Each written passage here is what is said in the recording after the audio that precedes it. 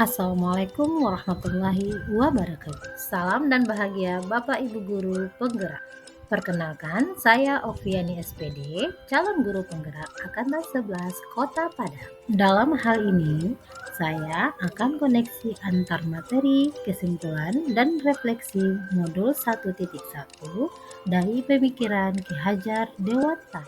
Hal yang saya percaya tentang murid dalam pembelajaran di kelas sebelum saya mempelajari modul 1.1 ini adalah yang pertama, sebelum belajar saya membuat peraturan yang harus dipatuhi murid.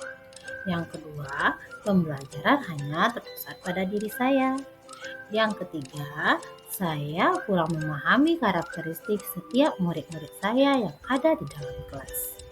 Dilanjutkan dengan yang keempat, saya beranggapan pembelajaran hanya terfokus pada kognitif murid saja, agar ketercapaian materi dan KKM terlaksana. Yang kelima, pembelajaran masih monoton dan motivasi belajar murid masih rendah. Yang keenam, dalam belajar saya mau suasana tertib, tenang, dan terkadang saya fokus hanya kepada murid yang paham terhadap materi. Dan yang ketujuh, untuk mengubah perilaku murid saya harus bertindak lebih tegas. Setelah saya mempelajari modul 1.1 ini, yang berubah dari pemikiran dan perilaku saya adalah yang pertama, peraturan berubah menjadi kesepakatan kelas yang disepakati bersama murid. Yang kedua, pembelajaran tidak lagi berpusat pada diri saya, melainkan pada murid.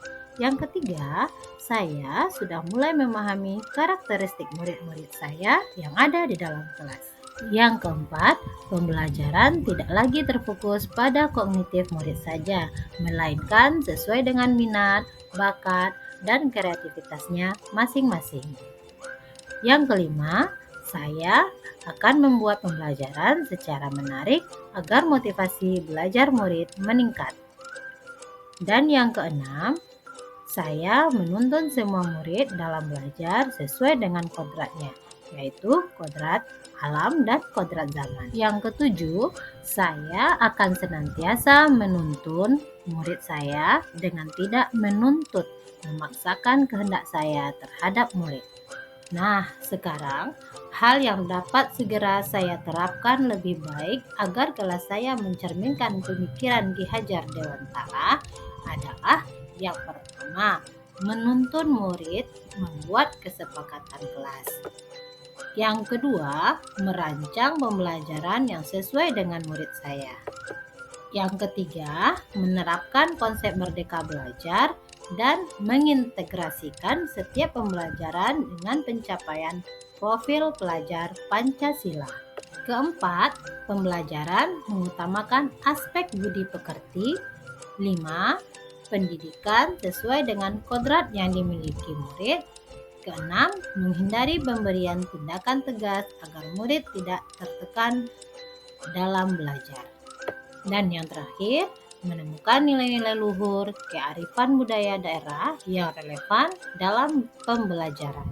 Dari semua paparan di atas, saya simpulkan, yang pertama, pendidikan itu menuntun segala kekuatan kodrat yang ada pada murid agar mereka dapat mencapai keselamatan dan kebahagiaan yang setinggi-tingginya sebagai manusia maupun anggota masyarakat.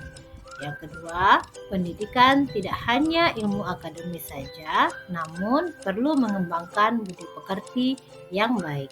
Ketiga, pendidikan bukan untuk meminta sesuatu hak, melainkan untuk berhamba pada sang murid.